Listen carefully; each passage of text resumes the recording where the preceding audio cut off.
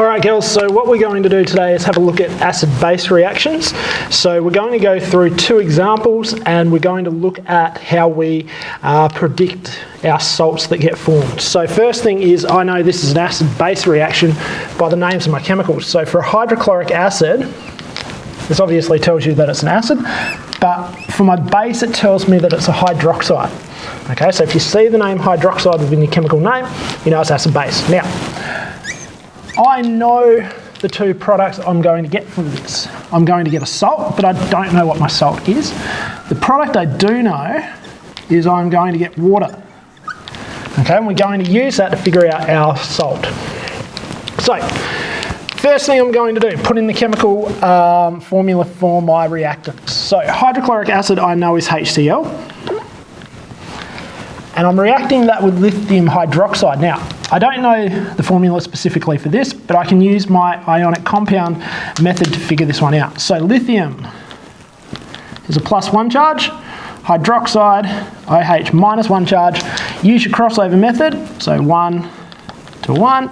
So my formula for lithium hydroxide is LiOH. Now, I know I'm getting water as a product for this.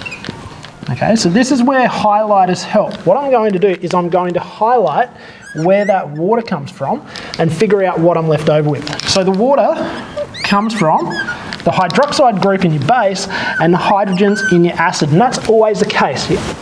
Water always comes from hydroxide group, doesn't matter how many, and hydrogen, doesn't matter how many. Now, what you'll find is that you're left over with an anion and a cation. So these two are going to come together to form my salts formula. So lithium, which is a +1, and chloride, which is a -1. So now we know our anion and our cation.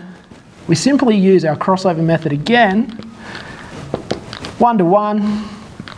I need 1 lithium, I need 1 chlorine. My base is LiCl. Now, I can name it from this because it's simply the name of my cation, so lithium, the name of my anion, chloride. So now I've predicted my salt. Hydrochloric acid plus lithium hydroxide gives me lithium chloride and water. Only thing left to do is through this equation, you need to balance it. Now, this one, I've got 1 lithium either side, I've got 1 chlorine either side, I've got 2 hydrogens either side, and I've got 1 oxygen. This one's already balanced. Let's have a look at another example. So, sulfuric acid plus aluminium hydroxide. Again, it's going to react and it's going to give me a salt, which I don't know yet, and it's going to give me water. Alright, so we start off putting in our formulas for our reactants.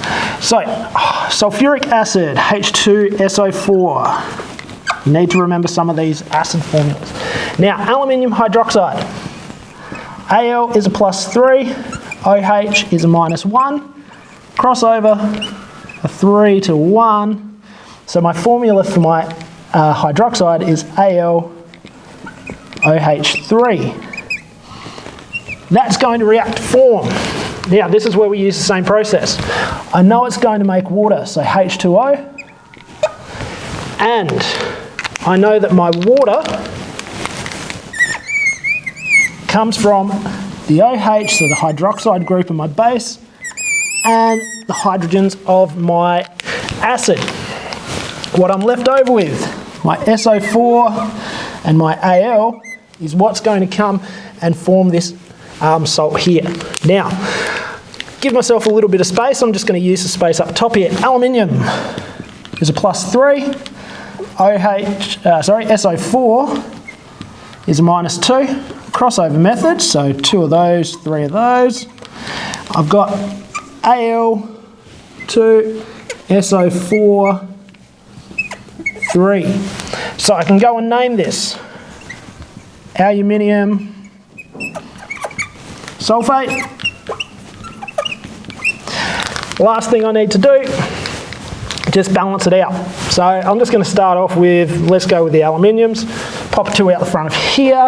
I'll do my sulfate groups. So I've got 3 sulfates, 1 over here, so I'll pop a 3 out the front. And then I'll balance out my waters. So 6 hydrogen, I've got 6 hydrogen here as well.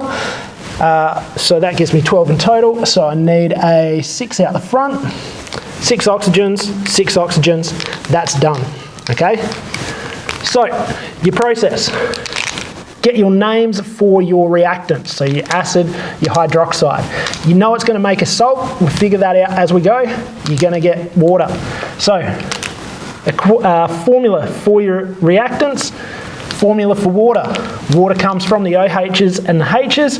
What's left over forms your salt. Get your formula using the crossover method, name it, balance. Okay, so in the next slide after this, there'll be a couple for you to try before you come into class.